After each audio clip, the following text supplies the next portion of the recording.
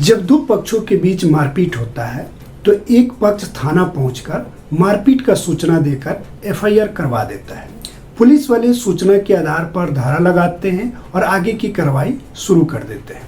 मगर जो व्यक्ति थाना पर गया है उसको पता ही नहीं पुलिस वालों ने जो धारा लगाई है उसका मतलब क्या है। नमस्कार, मैं अधिवक्ता दीपरंजन कुमार विधि ज्ञान चैनल में आपका स्वागत करता हूं। आप इस वीडियो को अंत तक देखिएगा। मैं आपको बताने वाला हूं भारतीय न्याय संहिता 2023 की धारा 191(2), 191(3), 190, 126(1), 115(2), 118(2), 109, 351(2) और 351(3) के बारे में। इन धाराओं का मतलब क्या है, इसमें किस प्रकार का साक्ष्य गवाहों की जरूरत पड़ती है तथा अभियुक्त को किस धारा में बेल मिलता है और किस धारा में बेल नहीं मिलता है, समझेंगे। तो आइए शुरुआत करते हैं और धारा 191(2) और धारा 191(3) को समझने के लिए पहले धारा 191(1) को समझते हैं। तो धारा 191(1) कहता है कि जब कभी विधि विरुद्ध जमाव द्वारा या उसके किसी सदस्य द्वारा किसी उद्देश्य को पूरा करने के लिए बल या हिंसा का प्रयोग किया जाता है तो सबको बलवा का दोषी माना जाएगा। अब आपको बलवा क्या होता है इसके बारे में बताऊं तो किसी विधि विरुद्ध कार्यों के लिए 5 या 5 से अधिक व्यक्ति इकट्ठा होते हैं तो उसे बलवा कहा जाता है। यानी 5 या 5 से अधिक व्यक्ति होना चाहिए।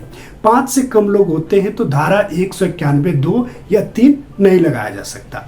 आप बलवा के बारे में समझ गए होंगे। अब आगे समझते हैं धारा 191(2) के बारे में।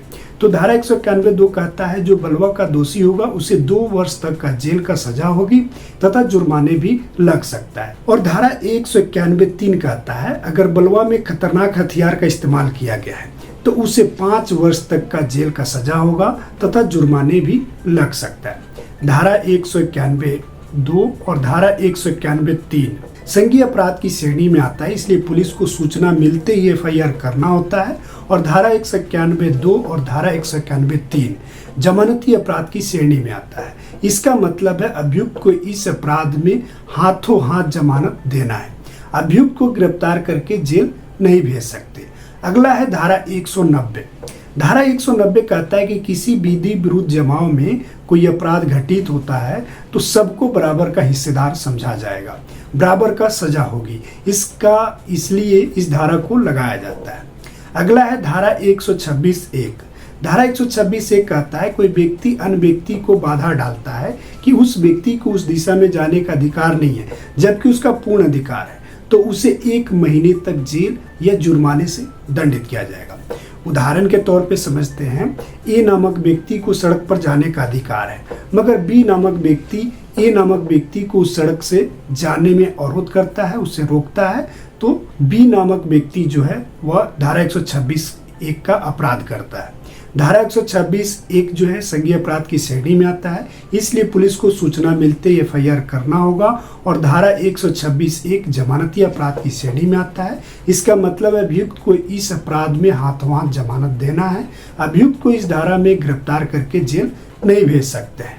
आगे धारा 115(2).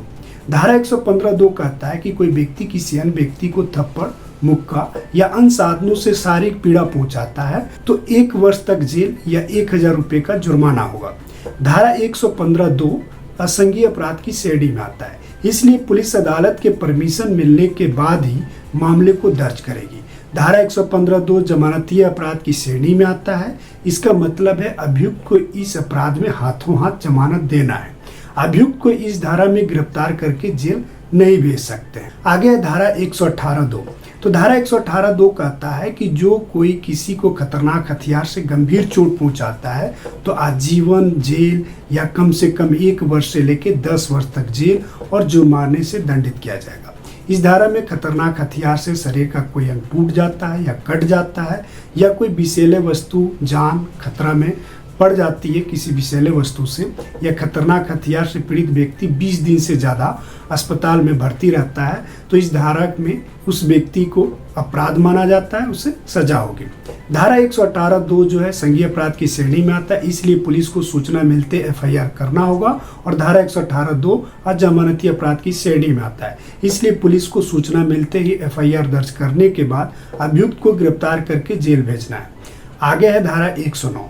धारा 109 कहता है कोई व्यक्ति किसी कार्यों को ऐसे मन यानी इंटेंशन या ज्ञान से और परिस्थितियों में करता है कि उसके कार्यों से पीड़ित या शिकायतकर्ता का मृत्यु हो जाता तो हत्या का दोषी होता। यानी पीड़ित व्यक्ति मरते मरते बचा है तो अभियुक्त को इस धारा के तहत दोषी समझा जाएगा और आजीवन जेल का सजा होगी तथा जुर्माने से दंडित किया जाएगा।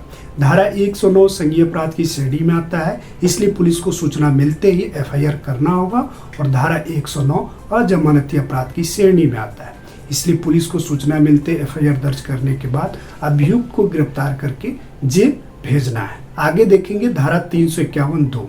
तो धारा 351(2) कहता है कि कोई किसी के मान सम्मान या आर्थिक हानि का साधारण धमकी देता है तो अभियुक्त को 2 वर्ष तक जेल और जुर्माने से दंडित किया जाएगा। और धारा 351(3) कहता है कि कोई व्यक्ति जो जान से मारने की धमकी देता है तो अभियुक्त को 7 वर्ष तक जेल और जुर्माने से दंडित किया जाएगा। धारा 351(2) और धारा 351(3) असंज्ञेय अपराध की श्रेणी में आता है, इसलिए पुलिस अदालत के परमिशन मिलने के बाद ही मामले को दर्ज करेगी। धारा 351(2) और धारा 351(3) जमानती अपराध की श्रेणी में आता है। इसका मतलब है अभियुक्त को इस अपराध में हाथों हाथ जमानत देना है। अभियुक्त को इस धारा में गिरफ्तार करके जेल नहीं भेज सकते। मारपीट के मामले में मेडिकल लीगल सर्टिफिकेट यानी एमएलसी का ठोस सबूत माना जाता है, इसलिए डॉक्टर जब एमएलसी बना रहे हैं तो ध्यान से बनवाएं। आप खुद जांचें जो चोट आया है उसके बारे में डॉक्टर सही से ब्यौरा दिए हैं या नहीं दिए हैं, इसकी जानकारी रखें। दोस्तों, आप इस वीडियो को यहाँ तक देखे हैं तो मुझे पूरा विश्वास है वीडियो पसंद आई होगी, तो लाइक कर दीजिए। चैनल को सब्सक्राइब नहीं तो चैनल को सब्सक्राइब कर दीजिए और कोई बात समझ नहीं आई तो कमेंट बॉक्स में कमेंट कर दीजिए। अगर आपको मुझसे बात करना है तो आपके स्क्रीन पर 9354268758 नंबर दिया गया है, व्हाट्सएप या कॉल पर मुझसे बात कर सकते हैं। वीडियो देखने के लिए बहुत बहुत धन्यवाद। Thank you.